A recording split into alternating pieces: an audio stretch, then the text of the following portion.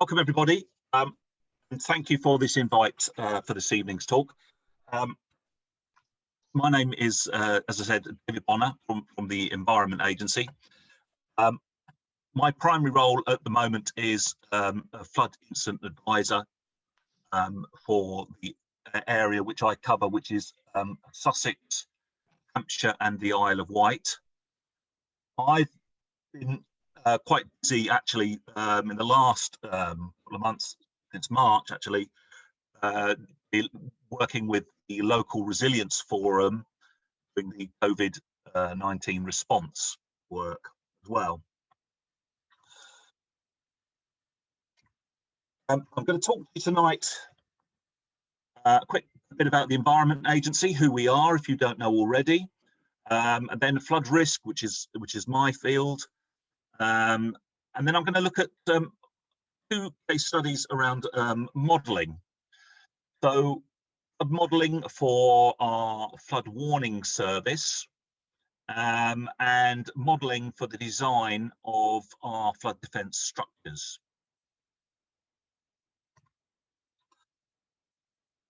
So who are we? We are the Environment Agency. We were set up in 1996. We've got around 10,000 employees, area and national offices around the country. As I said, I cover Hampshire and the Isle of Wight. Some of our more famous assets, we look after the Thames Barrier, but many other smaller flood defence assets. We maintain stretches of the coastline, especially in the south here, which are our soft defences. And obviously many kilometres of river. Environment Agency not only deals with flooding, we are responsible for land and water quality. So we regulate industry around waste, water abstraction and other things. And we also do a lot of work to enhance our environment.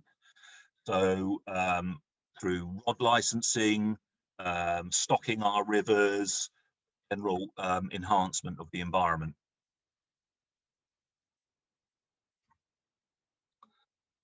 But as I said, I'm going to focus tonight on managing flood risk. Just to put some things into context here, there are over 2.5 million properties in coastal and fluvial floodplain nationally. I'm responsible for 124,000 roughly in my area, Hampshire and the Isle of Wight and Sussex. As we all probably know, changes in our climate will increase flood risk. Two factors through global warming, or whatever you want to call it, climate change. The facts are that southern England is dropping very slightly through plate tectonics, a few millimetres a year, and we have sea level rise through the warming of the oceans, etc. We have the two combined, we design into our schemes. Also, climate change is making our environment weather more unpredictable. We are experiencing records in the last decades. We've broken lots of records for warmest, wettest periods. There are people that would argue that, you know, is it man-made? It's natural, and I'm not here to debate that. The facts are that climate is changing. We can reduce the probability of flooding to an extent through the management of our rivers and flood defences, by investing money and building things. We can also reduce the damage caused through floods use from land planning, obviously not building in places where they're liable to flood. Flood forecasting, a warning and emergency response, which I'll get on to. Apologies for people outside of Sussex, but this just gives a little bit of context of in Sussex, the areas of interest to me. There are around 52,000 properties at risk in Sussex. and some of those are from coastal, and the rest are from our main rivers, which is the Ada, Ouse, Arun, and Cuckmere in Sussex. We have the Pevensey Levels, Selsey Peninsula, and a number of other tributaries that are potentially at risk. So, what are the sources of flooding? Obviously, river flooding, fluvial flooding, coastal flooding,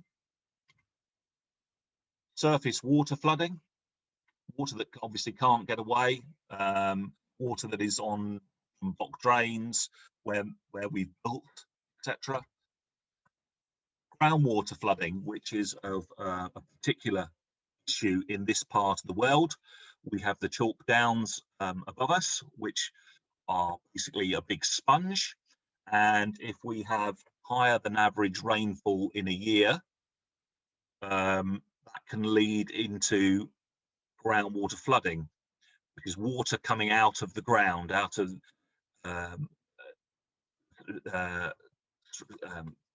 going artesian up through the ground, and this can last for many months.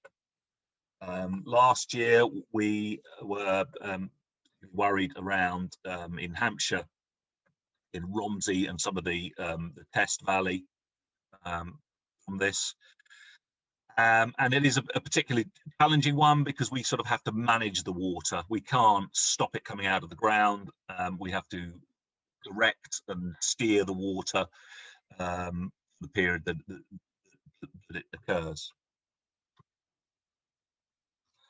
Sewer flooding, obviously our sewers are designed to accept a certain capacity. Once that capacity is reached, they will discharge. I've been to a number of public meetings over the years where the public have had problems from flooding, from a sewer, from a storm, and the sewer backing up. But what our colleagues in the water authorities, Southern Water in our area, would say is, you know, everything is possible, but it's the amount of money you spend. You can make the diameter of your pipes bigger and capacities bigger. The ongoing costs to the bill payer will, you know, be a lot higher for an extreme event. And it's basically goes down to what the public are prepared to pay. The last area is reservoir flooding, and that was quite in the news last year with, I think, the Foss barrier reservoir. You may recall that that was in the news. We had heavy rainfall. This was a reservoir that was maintained by British Waterways, that stored water that fed into the canals up in the north of the country. Was sustained high flows, and the spillway was in use, but it started to deteriorate. Water started to get underneath the concrete and erode that spillway, and it looked pretty dramatic. You had the towering above the village or the small town, potential for major flooding. The Environment Agency did not own that reservoir, but we supported the multi-agency response, and you may recall we had Chinooks bringing in extra defences to bolster that. Reservoirs are of a particular interest, and you have something called a panel engineer that should inspect those on a regular basis, and it's tied up with a lot of legal requirements for annual inspections and checking, etc.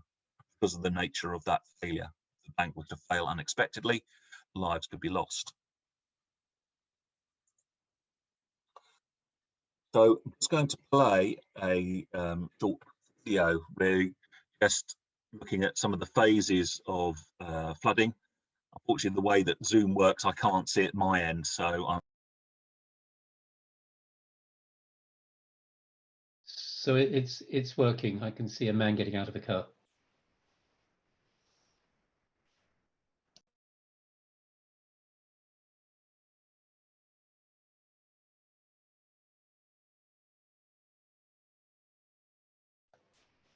Dave, you've been muted for some reason or other. Can you unmute yourself?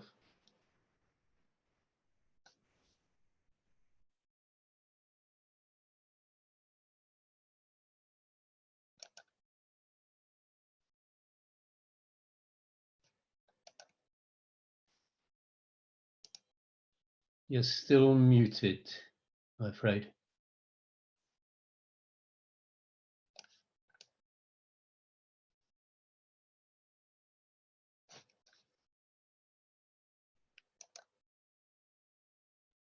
David Bonner, you're muted. I'm not quite sure what's happened, but I can't unmute you. You've got to unmute yourself.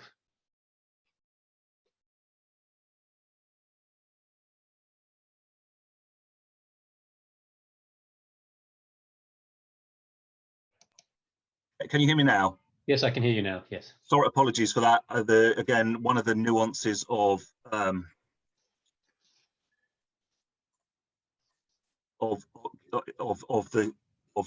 Zoom, I think. I'll carry on without the video. I think it automatically must mute you. Just shout if you lose connection again. I'll keep you informed. Yeah. Okay.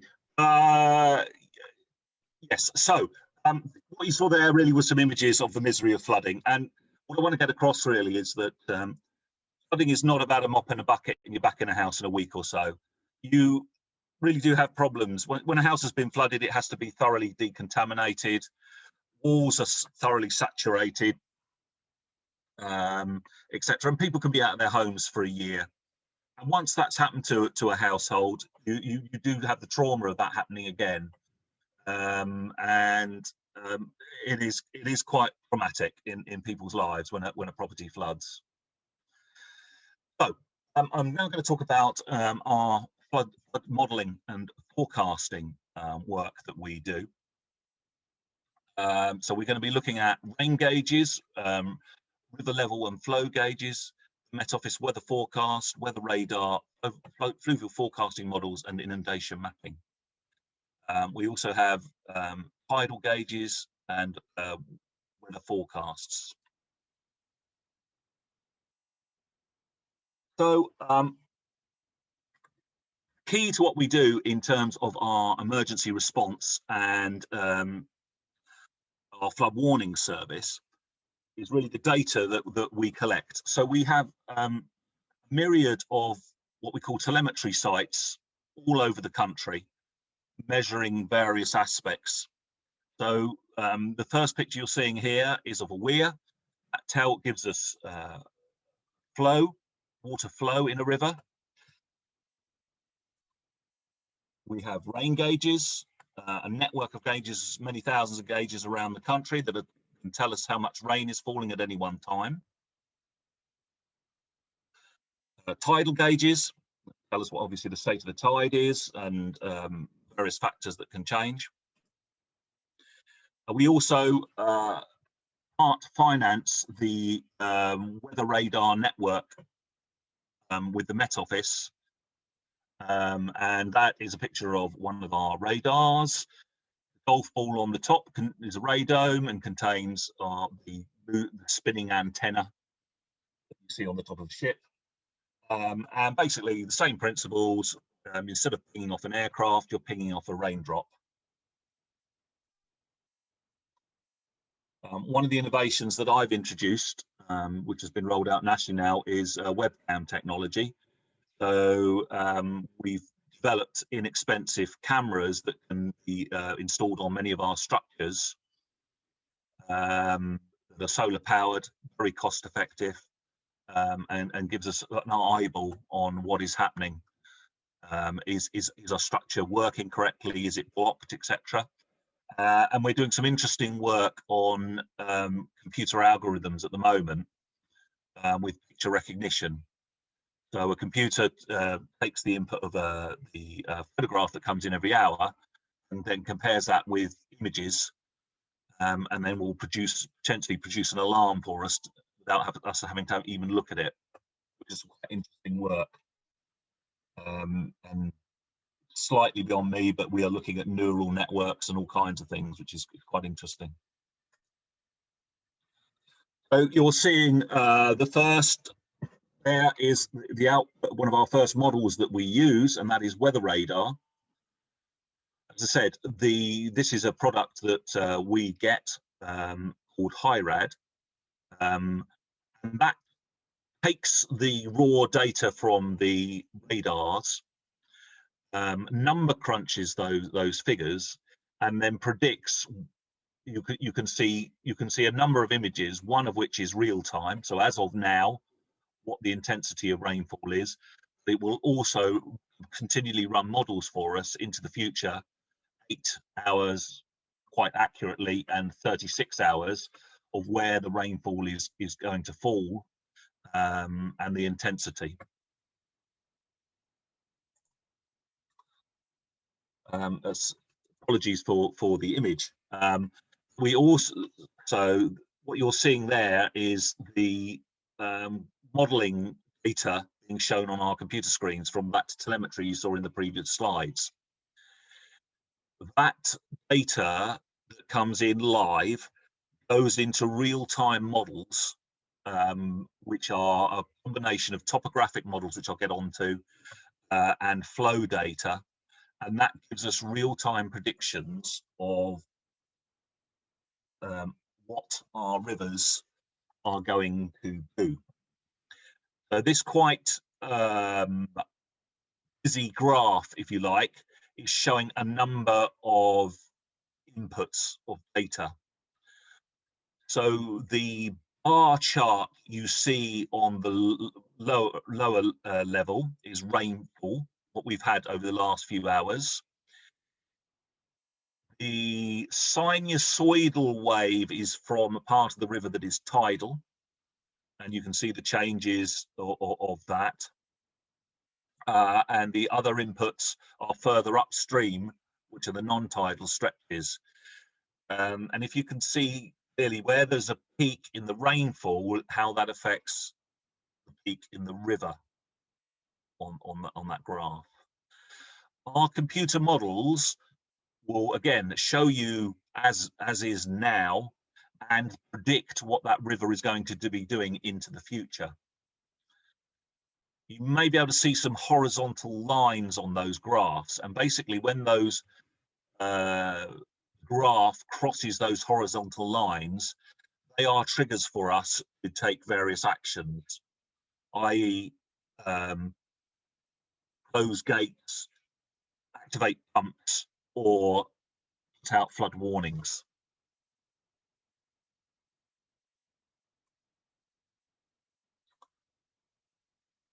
That is how we produce our predictions on the rivers. It's a lot more in it, obviously, behind the scenes around the number crunching, and we have a dedicated team of programmers that look at that. We also have models for tidal flood predictions, and that actually is, in some cases, slightly easier to calculate. We know from tidal charts, tidal tables, which are predicted many years into the future, exactly when we can expect high tides, neap, spring tides, etc. As we all know, the tides change through the year. Spring, neap, some are lower, some are higher as the moon and earth interact, and they are all worked out into hundreds of years into the future. So we know on a particular date at a particular location what the tide height is going to be expected to be. We then input the wave height, wave direction, wave length, along with the tidal surge predictions that are given to us from the Met Office. So surge is associated with low pressure storms, and that will raise sea level. So low pressure pushing down, low pressure is high pressure is, if you imagine high pressure pushing down, pushes the sea down, low pressure raises the sea level. We put all those into computer models again, and that tells us at a particular location what the height of the tide is going to be. So we have forecasting models and mapping combined together. So Fluview use current river flows, rainfall forecasts to predict the river levels in 24 hours in advance. Alarms triggered if high river levels of flooding is expected. Tidal take astronomical tide forecast surge levels, swell, wind speed, direction, and forecast tide level that can give us a prediction 36 hours in advance. We also produce surface water modelling data, and we publish this, that is freely available to the public on the Environment Agency website on gov.uk. We've done this over many years and through topographic surveys, etc., modelled where potentially there are surface water problems, and if you look at the map, nearly everywhere shows some kind of a problem. This is based on topographic low levels, historical data from block drains, etc.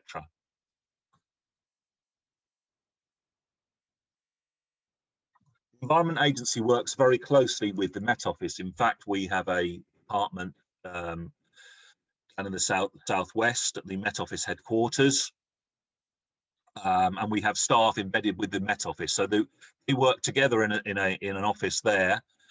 One set, the meteorologists look at the weather, and our hydrologists look at how the rivers are going to react.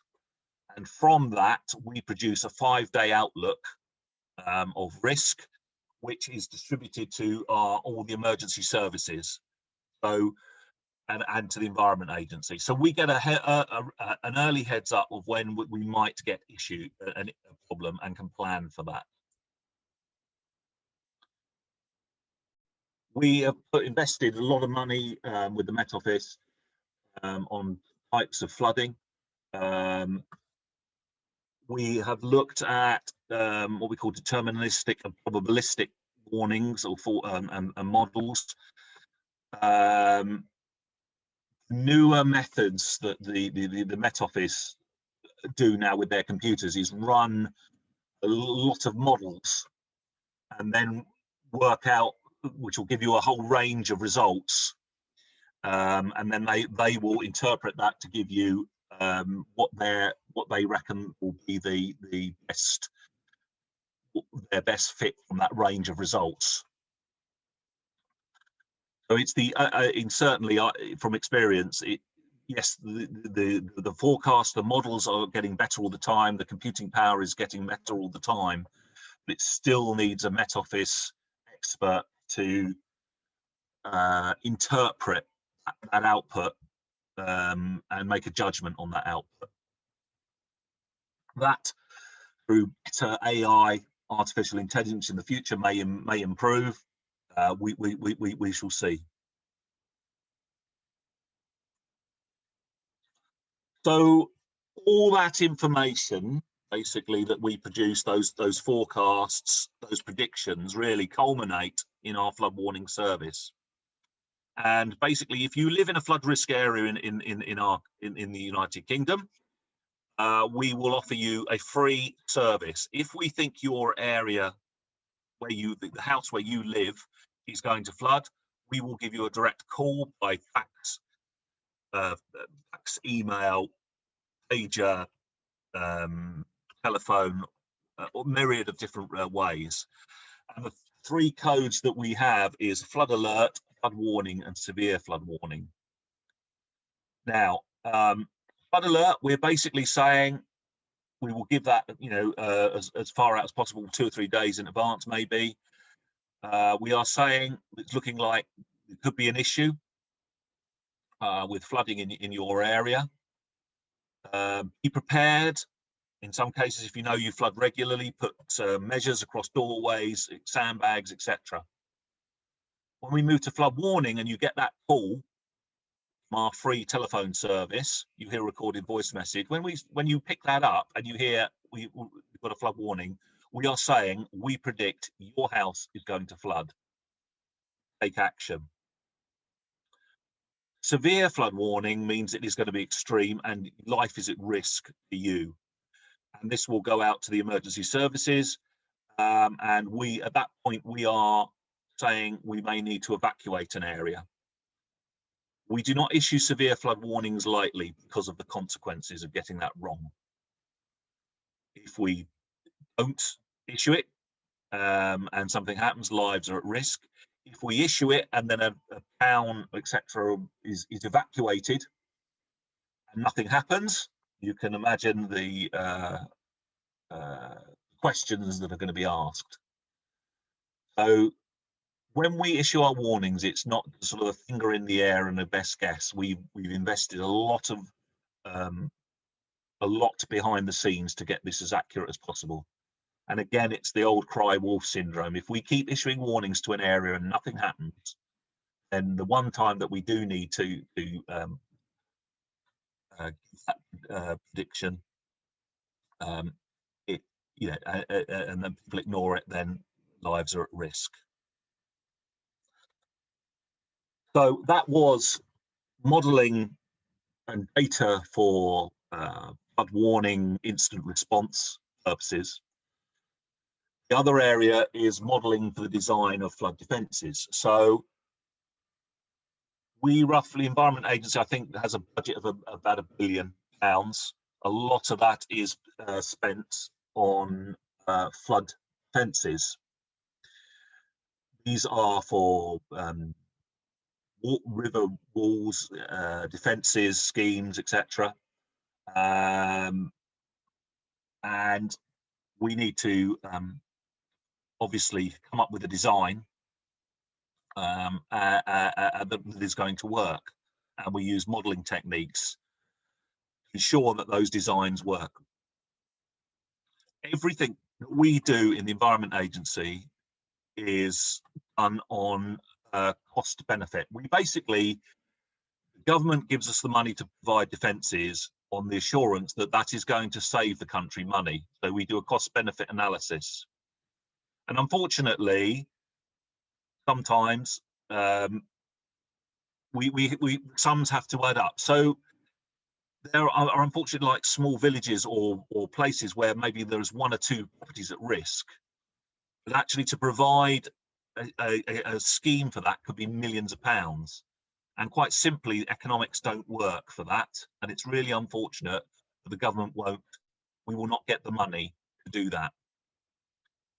Life of those defences, we have to calculate what would be the effect on numerous houses, the insurance costs and all those other things, and add those up versus the cost that government will give us to design that scheme or produce that scheme.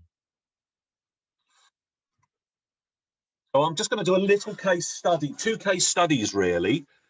One of physical modelling, which is sort of on the wane now, unfortunately, and computer modelling. So this case study is Dymchurch Sea Wall in Kent. The wall was coming to the end of its life, and you can see there the cobblestones were being undermined by the wave action, and we needed to come up with a scheme. What you're seeing in that picture is a physical model. So what we were interested in this particular case was modelling the sea wall and the angle of that wall, and how that would absorb the wave energy. Waves are an incredibly destructive force, and what you want to do when you're designing sea defences basically is absorb as much of that energy as possible. So in many areas now, we use soft defences. The shingle that you see on the beaches are a defence. They are absorbing the wave action. We also import rocks and make rock groins now, and that is all about absorbing the wave action.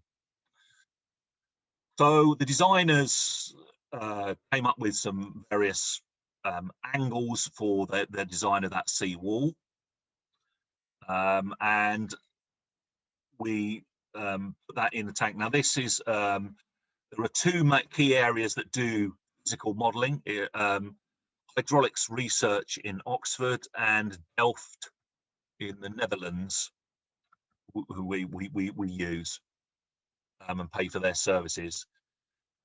So a scale model, a 2D scale model is made of the base of the seawall. You can see the angle there, the raw angle. And modelled waves are produced to see what happens. Does it overtop? Does it erode the defences? In a way, I'm a visual person and an old school sort of person. The beauty of using this technique is you can literally sort of play around with the model with your hands instead of number crunching into a computer. It looks fairly rough there, but you've got scale. You can put various scale stone in there to simulate the real world. And obviously this is scaled down, but you can interpolate that data. You have waves that come in that are produced by the machines, and you can determine what the output of that. And then the output of that was that helped us with the final design. That is the cross section through the new sea wall. And we managed to come up with the optimum design through a physical model, and that is what is there today. That was the output of that. I think that was put in quite a few years ago, actually, sort of 15 years ago. So that is an example of a physical model. But just going back a stage, this is a little bit about the data that we collect for our modelling purposes. And the Environment Agency has a department called Geomatics. We have our own aircraft, and we use basically a number of techniques to get data. And what we're interested in is the topography of the ground. It was a greater accuracy as possible. And what you can see there is some of the methods that we use. So we use a technique called LiDAR, which I'll explain. Some of you may be aware of that.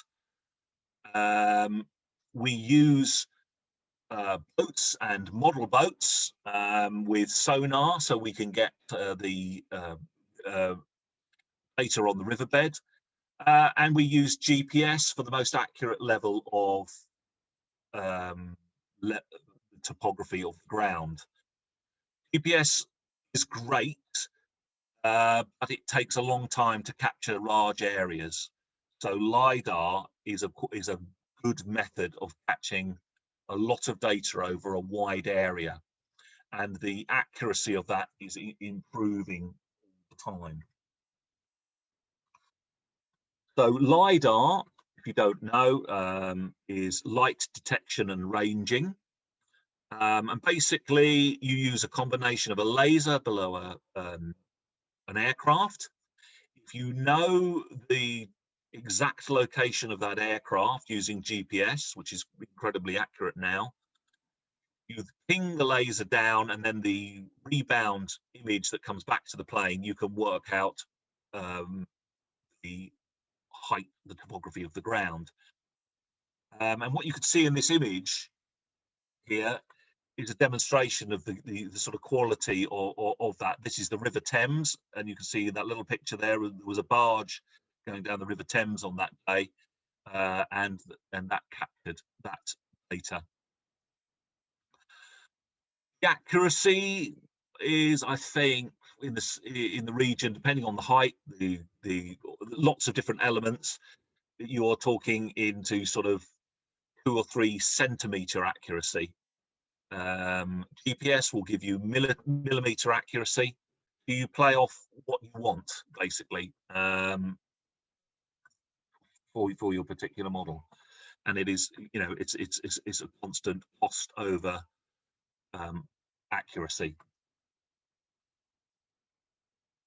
So a little case study here. This was Lewis in East Sussex that flooded in 2000. I am going to. I'm worried that I've got a.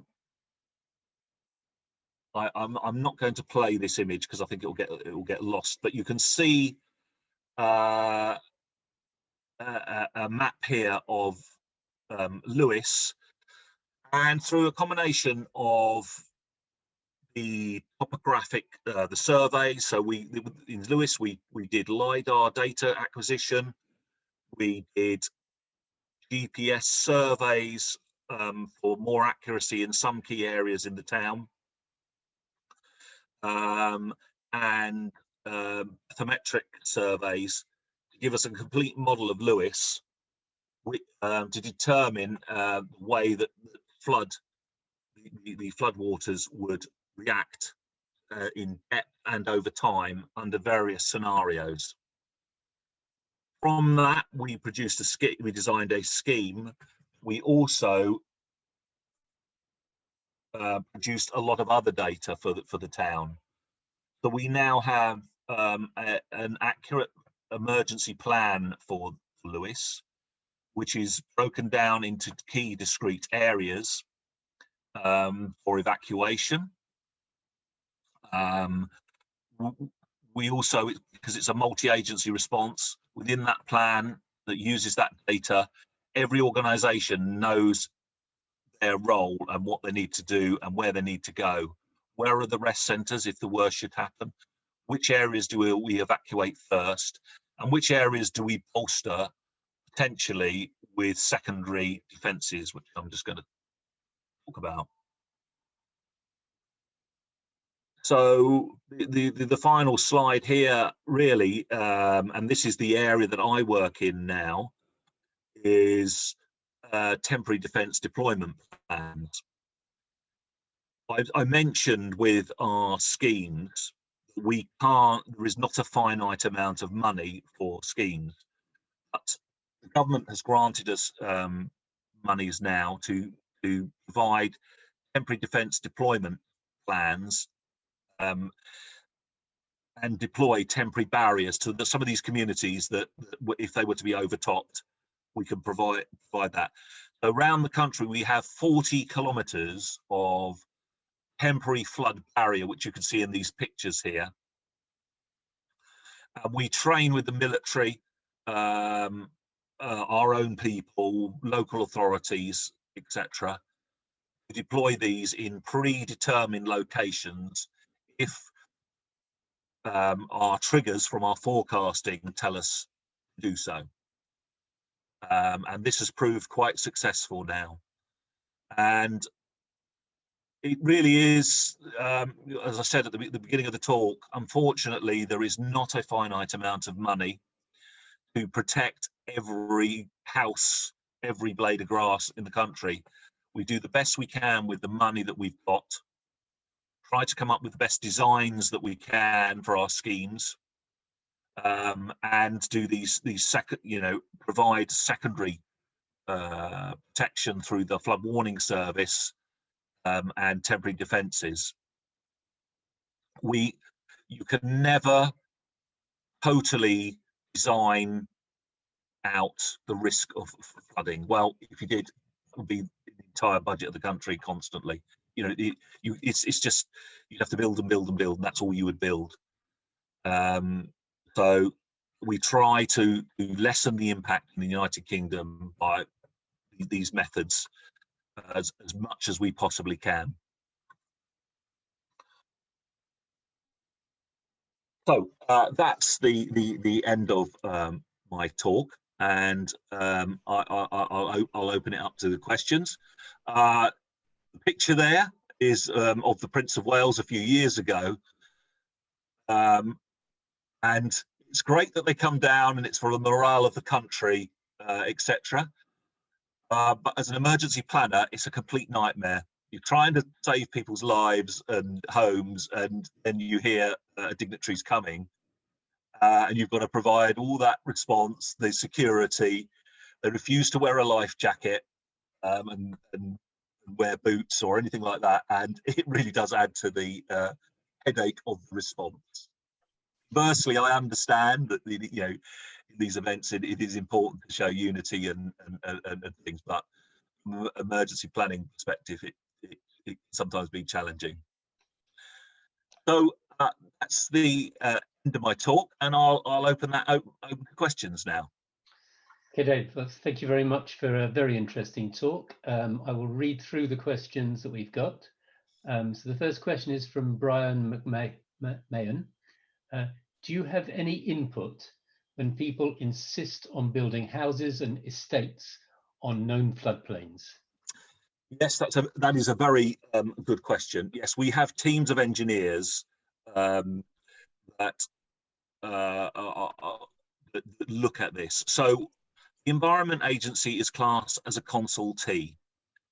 So when a development is being put forward to the local planning authority, which ultimately makes the final decision for building, we are sent that information. And in many cases, if it is in a flood risk area, the developer will do a flood risk assessment via a consultant engineer. And we obviously try and discourage building in the floodplain for a number of reasons, because we have a problem then. And we then have, in the future, have to provide fences. But also we have to look at the wider impact of building in that, potentially that floodplain, that if you do build in that area and you do provide defences, that natural floodplain where it would store water, where's that water going to go? In the first instance, we will try and discourage that, and we will state that clearly. Unfortunately, there is a lot of pressure on building in this country now, and it's not always the case. So we will then, if that building is going, our engineers will suggest mitigating measures. So these are the things that you see on some of these new estates, like balancing ponds, building the properties at a higher level, etc. Our first thing is to try and discourage it, but we have to accept there is an enormous amount of pressure to build, and some of the last remaining land is in the floodplain. Okay, thank you. The next question is from Mike Underhill. Thanks for a nice talk. Where is the Sussex weather radar? Where is the centre that produces the integrated rain radar data for the whole country? And how many radars are there? Oh, right, that's a good question. We haven't got a radar in Sussex. I think the nearest is in Surrey. There are about 8 to 10 around the country that form the network. And that all goes down to the Met Office headquarters. I'm trying to remember where it is now.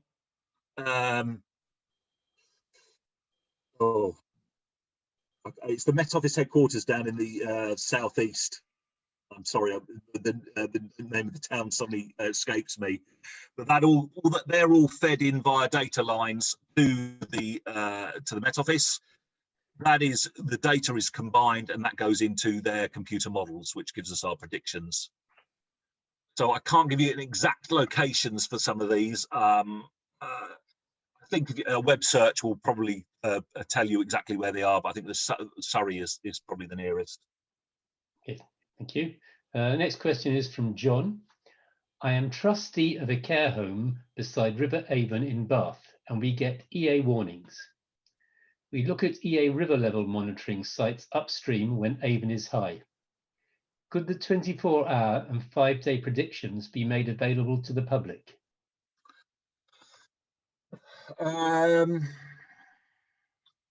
So it's great that you are getting that information, and we have that river level information online.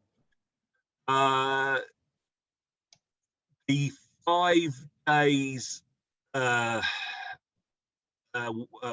Office Outlook is for professional partners, because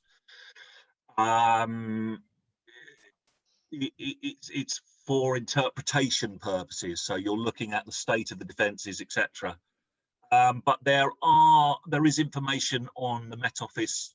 If you go on the Met Office website for predictions. Yeah, I don't think there is the ability to make that publicly available. It is sort of a government-funded product, and it is used in conjunction with other things for incident response. But the Met Office sort of still uses all that data, and there are myriads of products on their website that may be able to help. Okay, thank you. The next question is from Kev. Great lecture. At the start of the talk, you said that around 55,000, I think, houses are at flood risk in your area. How do you determine that, as weather by its nature is unpredictable? Also, I'll finish and now that you. Oh, sorry. Also, is your at-risk assessment used by insurance companies with respect to premiums? Yeah, two good questions. So, using the techniques that I outlined in the latter half of the presentation, using LiDAR and computer models, we determine the outline. We look at the 1 in 100 year flood event. Now, this sometimes sort of confuses the public. So, for example, I've been to public meetings, and after they flooded, and we've said that event is a 1 in 100 year event. So the member of the public then turns around and says, well, it's, I won't have to worry now in my lifetime. It's not going to happen for another 100 years. Unfortunately, we know not the answer. That's a statistical analysis. You have a 0.1% chance in any 1 year of your property flooding. So the flood outline is an extreme event. It's the maximum outline on a 1 in 100 year flood event for that area. That is what we use for planning purposes, and the blue outline that you saw maybe earlier on in the presentation, which helps us determine where, what properties are at risk, potentially what depth they will flood to, etc., and what areas we need to warn to. So the second half of the question was around the insurance companies, and it's a good question because basically the insurance companies have done a similar. Our data is available, and you can get access to that on our Gov website, and you can put in your postcard and you can see your flood risk. Actually, the insurance companies have paid themselves to do flood surveys, determine risk, and we quite often get calls through from the public saying, I've been charged a lot extra this year because I'm now in a flood risk area and it's all your fault. Well, no, it isn't actually. The insurance companies have done all this work independently, and in some cases they take a broader brush approach. So, for example, where you have we've had people call us and they're on the top of a valley, because if you look on a map, you look very close to a river, but you're actually on the top of a valley. We have been able to help them and give the members of the public information from our flood map so they can argue with their insurance company. Insurance companies deal with risk, and it's how they determine that risk is entirely up to them. They play around with risk all the time, and that's what affects premiums basically. Okay, thank you. A question from Francis Marino. With the scaled barrier models, how do you factor for the difference in water density?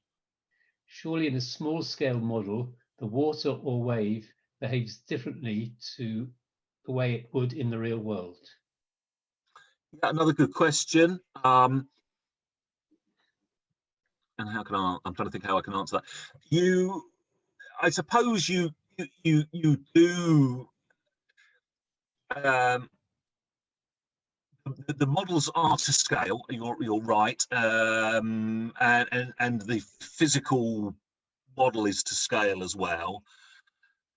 And you do some calculations around that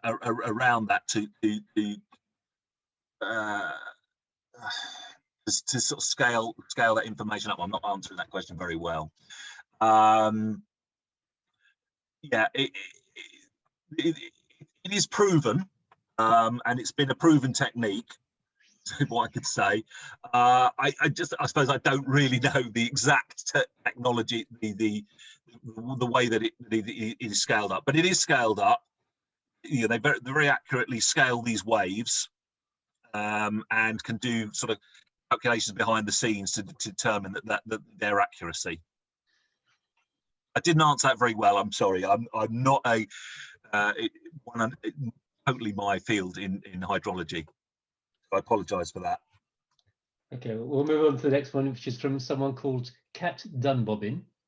It's quite a long question. LiDAR and other surveying equipment seems to be an expensive way of data gathering, which produces a very highly accurate set of level data as per the barge on the river. So the question is, why do you spend lots of money being so accurate when other less expensive ways, such as hydrostatic level, which are a little less accurate, 10 millimeters as opposed to 2 or 3 millimeters? So wouldn't the money be better spent elsewhere, especially as wave and wind distortion will be more than a few millimeters? Right. I suppose it's a good question, but you know, sometimes we are dealing with a flood. It can be only a few millimeters, a few centimeters in depth, can cover quite a wide area. So in some cases, accuracy can mean quite a big difference. So I'd like to talk in millimeters, but I talk in centimeters. You know, if we got our designs wrong on the topography by, say, 30 or 40 millimeters or less, in plan, that could mean quite a wide area over a very flat piece of ground. If you've got a car park, for example, or a flat terrain, like in Anglia, you know, that can have a wide effect in terms of water levels dissipating over a wide area. Accuracy is key because, again, centimeters on the height of a defence can add considerable amounts of money in terms of the design. And we are trying to get the very best bang for our buck in terms of those designs. We have used in the past data from the Ordnance Survey, and that in some cases is quite coarse. So if you're using that data, the coarseness of that data can have a massive effect.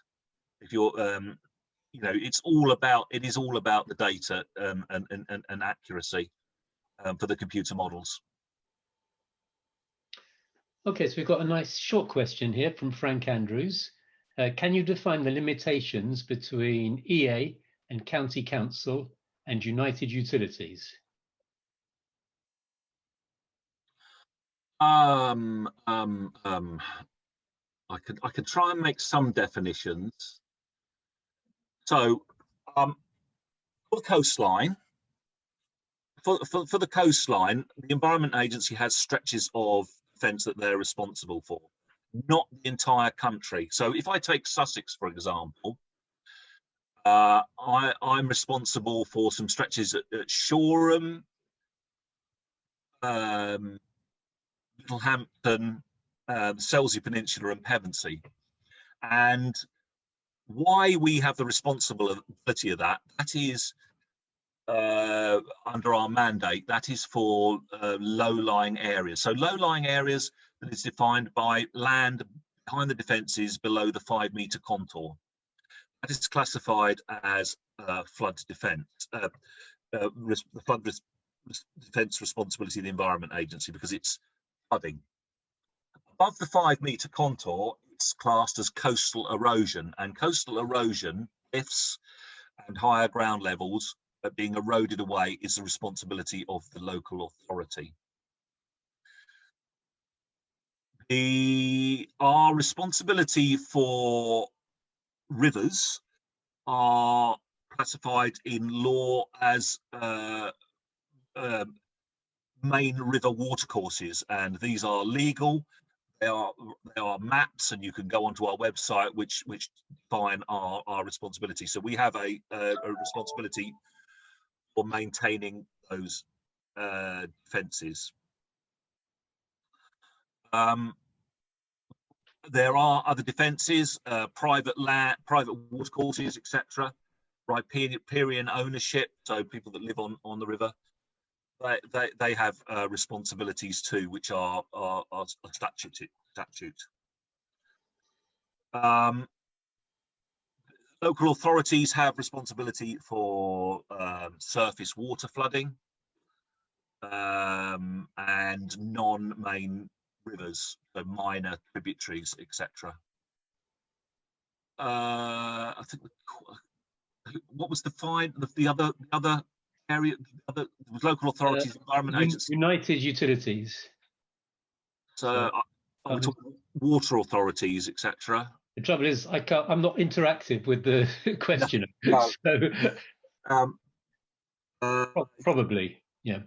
Yeah. Utilities like Southern Water or water authorities, they don't have a responsibility for defences, flood defences. They have a responsibility for drains, sewage, and some surface water, along with local authority as well, and that is their responsibility.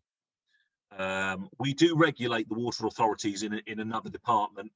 Water abstraction, that's a whole different thing, non-flood defence, but we do that. We license the water authorities for the amount of water they abstract and pollution, and check their pollution levels and discharge licensing as well.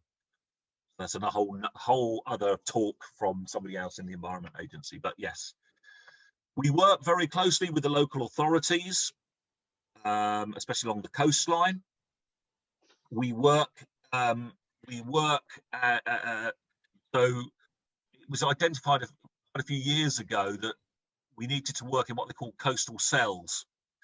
So what was happening was, where the Environment Agency or a local authority had a stretch of coastline of say 5 or 6 kilometres, and they would invest loads of money in stopping their shingle being eroded away and held back, but they were stopping the natural processes of their neighbours. So the government quite rightly sort of said, we're not going to give you any money unless you all work together in your coastal cells, and you design and you plan into the future how you manage that together, which is the most cost-effective method. So yes, I hope that's answered the question. Okay, thank you. I have a question from Andrew Poole. What scenario planning is done for worst case sea level rise and increased rainfall due to climate change? How are decisions made to permanently relocate? Right, okay. So we roughly work on, in our design, of about 5 millimetres a year into our design for sea level rise. 2 to 3 mil on southern England dropping in, as I said at the beginning of the talk. This is from sort of, not, I don't know how you call it, basically, if you can imagine the Ice Age, half of England was covered in ice hundreds of thousands of years ago, and that has now gone. But all that weight, if you can imagine England, United Kingdom, England as a seesaw, was on Scotland and half the country. That's disappeared, and actually the country is rebalancing. So southern England is actually dropping by a couple of millimeters every year, and then you have sea level rise through glacial melt and expansion. That's the other 2 or 3 mil that we take into account in our designs. So we take into account a sea level rise of 4 to 5 millimeters a year. When we design a scheme, we design that scheme with a lifespan of 50 to 100 years. So we factor those levels in. In terms of changes in climate, that starts to become a bit more tricky in terms of determining what those effects are. There's lots of models out there. It doesn't, at the moment, the models don't accurately sort of tell us that we are going to get how much percentage of rain we are going to get into the future.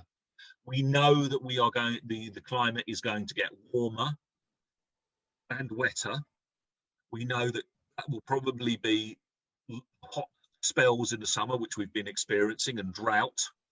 And in the winter, because of that energy from warmer weather, will be wetter conditions, higher than average rainfall, for example, which we have broken records in the last. We've broken records on both ends, as you're probably aware, in the last 10, 20 years, for highest rainfall figures for a winter.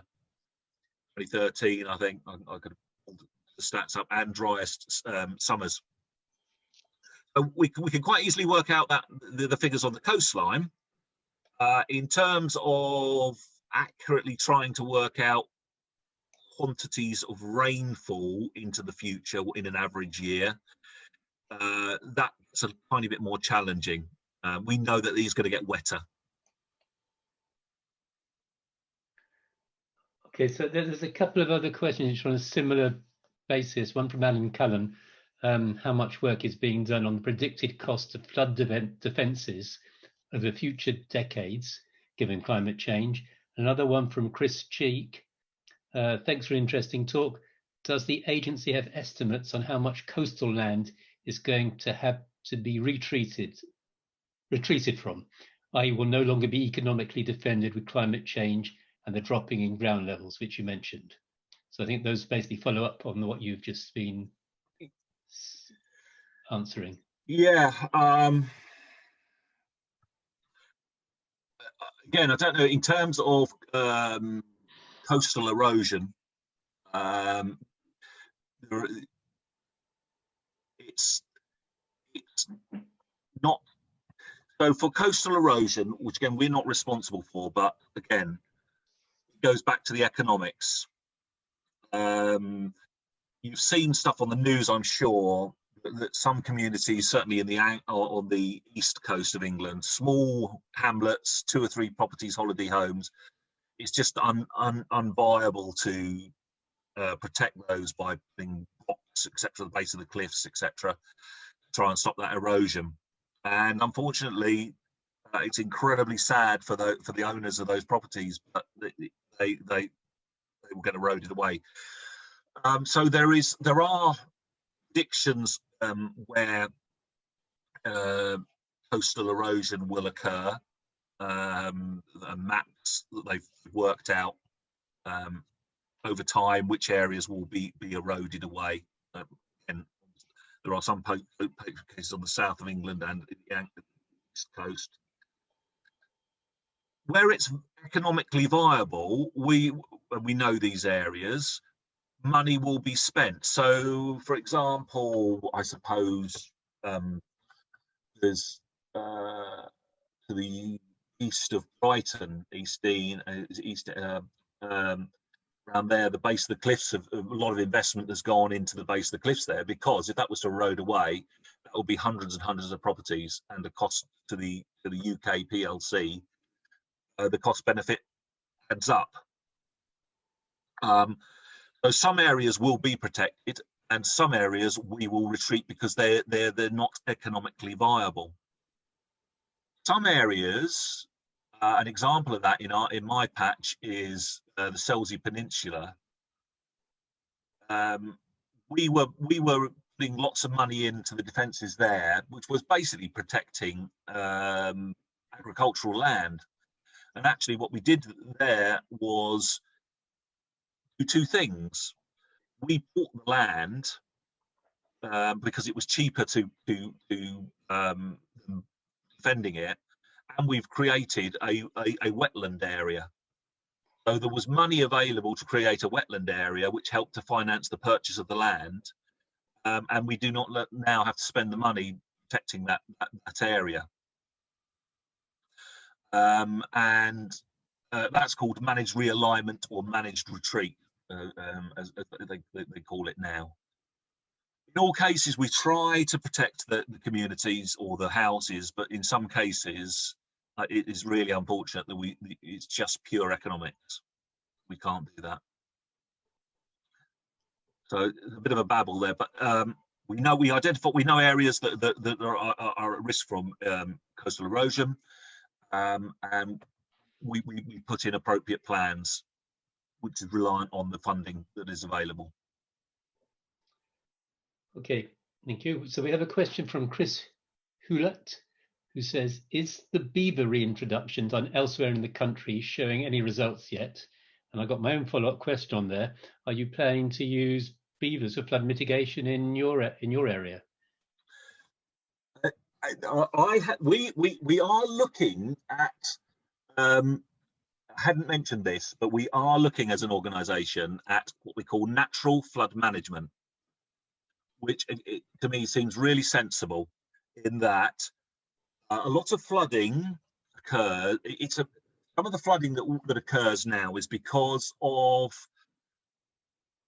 historically what we've done in the past. Back in the day, the old engineers wanted a nice straight river and get the water out as quickly as possible of a system, and building and farming, etc., has exacerbated that to a certain extent for land drainage, etc., which has meant that communities lower down the catchment, water is no longer stored in that catchment in fields and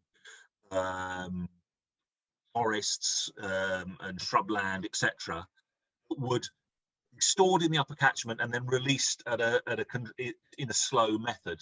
Because we've tinkered with it over the years, that water in the upper catchment reaches the lower catchment a lot quicker, and that's one of the reasons it causes flooding. So we are investing money into areas where we're looking at that, where we can potentially work with farmers and look at natural flood management. So actually letting some watercourses get overgrown, planting trees, willow, that can slow the movement of water or hold the water in the upper catchment. And there is a big buzz at the moment around beavers. And we have an engineer dedicated to this natural flood management in the office that I work with, who's massively excited about reintroducing beavers. And it's brilliant and sounds exciting. And they were part of the country. They were part of the natural part of this country. My personal and only reservation, I suppose, is beavers are incredible builders, and cut down trees and things with phenomenal brilliance.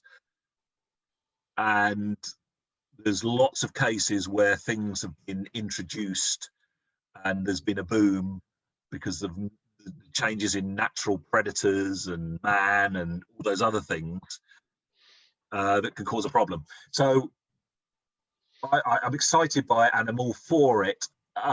You just need to be cautious history has shown us when we've introduced new animals to a country, that's caused a problem because they've got no natural predators. I know these animals that were in this country before. You know, how are they going to breed? Are they going to get out into the wild? Are they going to chop down telegraph poles? I don't know. So these studies need to be studied, I think, and controlled. And where they are being reintroduced, they are being monitored very, very closely. And I think there's fencing up, etc. So all for it. But, we need to be measured. Okay, so I've got a couple more questions. The number of people are dropping off because it's now past. Does the EA provide the probability of high tides overtopping the seawalls, e.g. one in a number of years?